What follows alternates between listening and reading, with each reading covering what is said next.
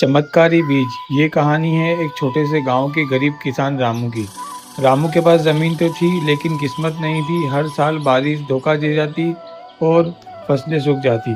पर एक दिन एक रहस्यमय बूढ़े बाबा ने उसे एक जादुई बीज दिया।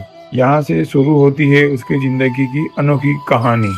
रामू एक ईमानदार लेकिन बेहद गरीब किसान था। उसकी बीवी अक्सर बीमार रहती थी और उसका बेटा स्कूल जाना छोड़ चुका था।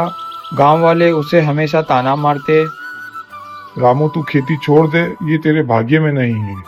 लेकिन रामू हार मानने वालों में से नहीं था। हर सुबह रोज सूरज से पहले उठकर खेतों में हल चलाने जाता था और वो यूं सोचता था कि उसकी शायद किस्मत एक दिन उस पर मेहरबान होगी। एक दिन जब रामू जंगल के रास्ते घर लौट रहा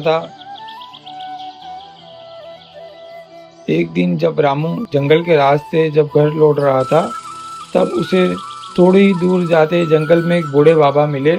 उनकी आंखों में चमक थी। बाबा ने कहा, बेटा परेशान लग रहे हो। रामू बाबा को उसकी परेशानी बताई।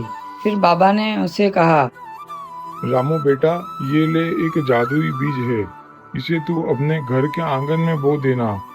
जब ये बीज उगे तो उसके पास बैठकर अपने दिल की सच्ची इच्छा मांगना। रामू चौंक उठा और वो बीज लेके वहाँ से चल पड़ा। रामू ने अपने आंगन में बीज बो दिया।